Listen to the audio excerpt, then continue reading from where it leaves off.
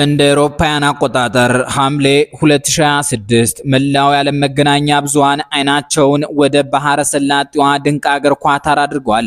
የኢትዮጵያው ጠቅላይ ሚኒስትር አብይ አህመድ አሊ በአስቸኳይ ጉዞ ወደ ዱሃ ማቅናታቸውንና በቀብር ስነ ስርዓት ላይ መገኘታቸውን በማህበራዊ ትስስር ገጻቸው በይፋ ገልጿል። የሄዱበት ምክንያት ቀላል አልነበረም። የዘመናዊቷ ኳታር እውነተኛ መስራችና አባት የሚባሉት ታላቁ ሰው ባረፉበት ቀብር ላይ ለመገኘት ነው። ይህ ጉዞ በኢትዮጵያውያን ዘንድ አንድን ትልቅና ጥልቅ ጥያቄ ይቀሰቅሳል። ጠቅላይ ሚኒስትር አብይ አህመድን ያስለቀሷቸው እስከ ባህረ ሰላጤ ያስጓዟቸው የኳታሩ መሪ ማን ናቸው? በኢትዮጵያዊ የአገር ባህል ልማድ አንድ ሰው የራቀ መንገድ ተጉዞ ባህርና የየብስ ድንበር አቋርጦ ቀብር ላይ ከተገኘ ያንን ሰው ከልብ ይወደው ያከብረውና በሐዘኑን ባውጥቶ ያለቅስለታል ማለት ነው። ስለዚህም ነው ይህ ሰው አብይን ያስለቀሰው መሪ ተብሎ ባውዶ የተገለጸው። ይህ ዝግጅት ከላይ የተነሳውን ጥያቄ መነሻ በማድረግ የዘመናዊቷን ኳታር እውነተኛ አርክቴክት የሼክ ሐሚድ ቢን ኸሊፋ አልታኒን ሕይወት ታሪክ፣ የፖለቲካ ፍልስፍና፣ የለስላሳ ኃይል ስትራቴጂና ከኢትዮጵያውያን መሪዎች በተለይም ከቀድሞው የኢትዮጵያ ጠቅላይ ሚኒስትር መለስ ዜናዊ የአገር ግንባታ ሞዴል ጋር ያለውን ጥልቅ የፖለቲካ ሳይንስ ንጽጽር ይዞላችሁ ቀርቧል። ለአፍታ አብራችሁን ዝለቁም። ታሪኩ የሚጀምረው ከዛሬ 7 ዓመታት በፊት ነው። ሼክ ሐመድ ቢን ኸሊፋ አልታኒ እንደ አውሮፓውያን አቆጣጠር ጥር 1 ቀን 1952 ዓ.ም በዱሃ ተወለዱ። በዚያን ዘመን ኳታር ዛሬ የምናውቃት ዘመናዊ ሰማይ ጠንቀስ ህንፃዎች የሞሏትና በዓለም እጅግ ሀብታም የምትባለው ሀገር አልነበረችም። ኢኮኖሚዋ ሙሉ በሙሉ በአሳ ማጥመድ፣ በእንቁ ንግድና በመጀመሪያ ደረጃ የነዳጅ ሽያጭ ላይ የተመሰረተ ነበር። ኳታር በወቅቱ በብሪታንያ ጥበቃ ስር የነበረች በባህረ ሰላጤው ውስጥ እምብዛም ስም ያልነበራት ትንሽዬና ጸጥተኛ መንግስት ነበረች። የአልታኒ ቤተሰብ ከ1800ዎቹ ጀምሮ ኳታርን የሚመራ ንጉሳዊ ቤተሰብ ቢሆንም በውስጡ ግን ከፍተኛ የስልጣን ፉክክርና ሽኩቻ ይስተዋልበት ነበር። ወጣቱ ሐመድ ከልጅነቱ ጀምሮ ስልጣን በምን መንገድ እንደሚገኝ፣ እንዴት እንደሚጠበቅና በምን አይነት ስትራቴጂ የአገርን ህልውና ማስጠበቅ እንደሚቻል በቅርብ እየተከታተለ አድጓል። ወጣቱ ልዑል የመጀመሪያ ደረጃ ትምህርቱን በዱሃ ካጠናቀቀ በኋላ ወደ ብሪታንያ ተልኮ በታዋቂው የሮያል ሚሊተሪ አካዳሚ ሳንድ ኸርስት ትምህርቱን ተከታተለ።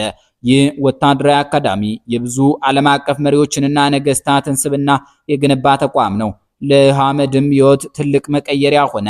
በዚያ ወታደራዊ መሪነትን፣ ስልታዊ አስተሳሰብን፣ የምዕራባውያንን የመንግስት አሰራር ስርዓትና የዓለምን ጂኦፖለቲካዊ እንቅስቃሴዎች ጠንቅቆ ተረዳ። ብዙ የአረብ ነገስታትና ልኡካን የሚያስቡት የተገኘውን የተፈጥሮ ሀብት እንዴት ጠብቀን እንኖር የሚለውን ነበር።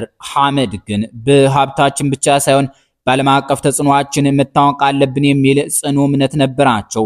የቀድሞ ዲፕሎማቶችና የታሪክ ተንታኞች እንደሚገልጹት ሼክ ሐመድ ብዙ የሚያዳምጡ፣ ፈጣን ውሳኔ የሚሰጡ፣ ምስጢራዊነትን የሚወዱና ትልልቅ አደጋዎችን ለመውሰድ ፈጽሞ የማይፈሩ መሪ ነበሩ። ይህ የባህሪ ጥንካሬያቸው ነው በ1990ዎቹ አጋማሽ የኳታርን ታሪክ ለዘላለም የቀየረውን ውሳኔ እንዲወስኑ ያስቻላቸው። እንደ አውሮፓውያን አቆጣጠር ሰኔ 7 ቀን 1995 የኳታር ኤሚር ሼክ ኸሊፋ ቢን ሐመድ አልታኒ በስዊዘርላንድ ጄኔቫ ለመዝናናት ተቀምጠዋል። በድንገት ግን የስልክ ጥሪ ደረሳቸው። በዱሃ ያለው ልጃቸው የመከላከያ ሚኒስትሩና አልጋ ወራሹ ሼክ ሐመድ ቢን ኸሊፋ የመንግስት ስልጣኑን ሙሉ በሙሉ መቆጣጠራቸውን አበሰሯቸው። ይህ በአረብ ፖለቲካ ታሪክ ውስጥ እጅግ አስደናቂ ከሆኑት የመንግስት ለውጦች አንዱ ነበር። እንዲሁ አበሰሯቸዋል እንጂ ነገሩስ መርዶ ነው።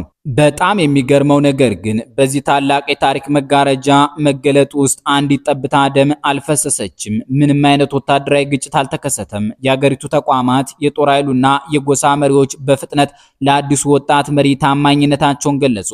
የሚያሳየው ስልጣን ሽግግሩ ምን ያህል በጥንቃቄና በረቀቀ ስልት ተዘጋጅቶ እንደነበር ነው። ይህ የመንግስት ለውጥ የግል የስልጣን ጥማት ውጤት አልነበረም። ይልቁንም የሁለት የተለያዩ የፖለቲካና የልማት ፍልስፍናዎች ግጭት ነበር። አባታቸው ሼክ ኸሊፋ ወግ አጥባቂ፣ የተረጋጋና የአገሪቱን የጋዝ ሀብት ከማልማት ይልቅ በባህላዊ የነዳጅ ገቢ ላይ ብቻ ተመርኩዘው መኖሩን የሚመርጡ መሪ ነበሩ። ወጣቱ ሐመድ ግን ኳታር በዓለም ትልቁ የተፈጥሮ ጋዝ ክምችት ያላት ይህንን ሀብት በፍጥነት ካላዘጋጀችና ወደ ዓለም ገበያ ካላወጣች አገሪቱ ከንቱ እንደምትሆንና በታላላቅ የጎረቤት ሀገራት እንደ ሳውዲ አረቢያና ኢራን ተውጣ እንደምትቀር ያውቁ ነበር። በመሆኑም ስልጣን እንደያዙ ወዲያውኑ ሶስት ዋና አቅጣጫዎችን አስቀመጡ። እነሱም የተፈጥሮ ጋዝ ምርትን በከፍተኛ ፍጥነት ማሳደግና ወደ ዓለም መላክ፣ ኳታርን በዓለም አቀፍ ዲፕሎማሲ ውስጥ የማይታለፍ ወሳኝ ተጫዋች ማድረግ፣ እንዲሁም የመንግስት ተቋማትን ማዘመንና የሰውን ኃይል ማልማት ናቸው። ብዙ ሀገራት ነዳጅና ጋዝ አላቸው። ነገር ግን ሁሉም ሀገራት የተፈጥሮ ሀብታቸውን ወደ ጂኦፖለቲካዊ ኃይል መለወጥ አልቻሉም። ሼክ አህመድ ግን የተፈጥሮ ጋዝን የመሸጫ ሸቀጥ ብቻ ሳይሆን የሀገሪቱ ሁሉና መጠበቂያና የውጭ ፖሊሲ መሳሪያ ያደረጉት። በ1990ዎቹ አጋማሽ ኳታር ከፍተኛ የውጭ ዕዳ ነበረባት። ፈሳሽ የተፈጥሮ ጋዝ ለማምረት ደግሞ እጅግ ዘመናዊ ቴክኖሎጂና በቢሊዮን የሚቆጠሩ ዶላሮች ኢንቨስትመንት ያስፈልግ ነበር። ብዙ ዓለም አቀፍ ተንታኞች ይህ የኳታር ውሳኔ ራስን የማጥፋት ያህል አደገኛ ቁማር ነው ብለው ይተቹ ነበር። ሼክ አህመድ ግን አልፈሩም። የሀገሪቱን የመጨረሻ ሀብት በመጠቀም ከዓለም አቀፍ ኩባንያዎች ጋር በመተባበር ግዙፍ ፕሮጀክቶችን አነቃቁ። በዚህ አስደናቂ ውሳኔ ምክንያት በአጭር ጊዜ ውስጥ ኳታር በዓለም ከፍተኛውን የፈሳሽ የተፈጥሮ ጋዝ ኤክስፖርት የምታደርግ ሀገር ሆነች። ይህም የኳታርን የነፍስ ወከፍ ገቢ በዓለም ላይ ካሉ ቀዳሚ ሀገራት ተርታ አሰልፈው። ዛሬ የኳታር ዜጎች በነፍስ ወከፍ ገቢ ከዓለም እጅግ ባለጸጋ የሚባሉት በዚህ ውሳኔ ምክንያት ነው። ሼክ አህመድ ሌላ ትልቅ እምነት ነበራቸው። ገንዘብ ኃይል የሚሆነው በባንክ ተከማችቶ ሲቀመጥ ሳይሆን በዓለም ዙሪያ ተንቀሳቅሶ ተጽዕኖ መፍጠር ሲችል ነው ይሉ ነበር። በዚህም መሰረት እንደ አውሮፓውያን አቆጣጠር በ2005 የኳታር ኢንቨስትመንት ባለስልጣንን መሰረቱ።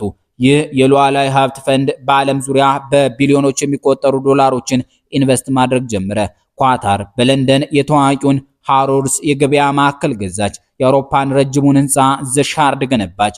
በቮልስዋገን፣ በባርክሌይስ ባንክና በታላላቅ የዓለም ተቋማት ውስጥ ድርሻ መግዛት ጀመረች። ይህ ኢንቨስትመንት ትርፍ ለማግኘት ብቻ ሳይሆን ኳታር በምዕራባውያን ሀገራት ውስጥ የፖለቲካና የኢኮኖሚ ጥበቃ እንድታገኝ የተነደፈ ስልታዊ ጋሻ ነበር። እንደ አውሮፓውያን አቆጣጠር በ1996 ሼክ አህመድ ሌላ ትልቅ አብዮት ፈጠሩ። በ137 ሚሊዮን ዶላር መነሻ ካፒታል አልጀዚራ የተሰኘውን የዜና አውታር መሰረቱ።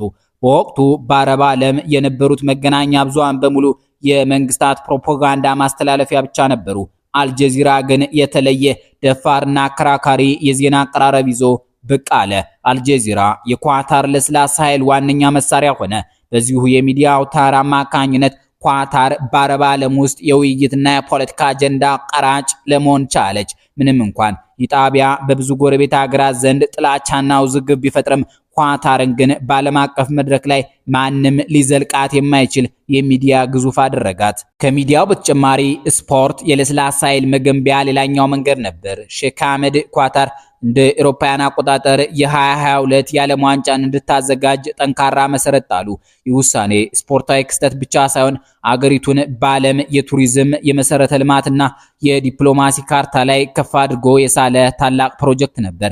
የሼክ አህመድን ስኬት ያለ ባለቤታቸው ያለ ሼክ ሐሞዛ ቢንት ናስር አል ሚስነድ ማሰብ አይቻልም። በባህረ ሰላጤው ባህላዊና ወግ አጥባቂ ማህበረሰብ ውስጥ የንጉሳውያን ባለቤቶች በህዝብ ፊት የመታየት እድላቸው እጅግ ዝቅተኛ ነበር።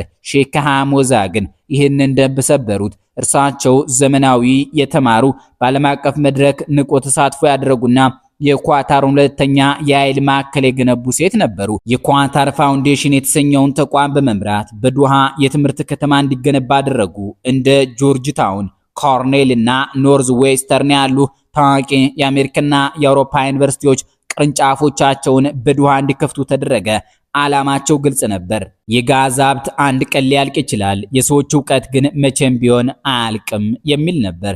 ይህ የፖለቲካና የሰው ሀብት ጥምረት ኳታርን በሁለት ክንፍ እንድትበራ አደረጋት።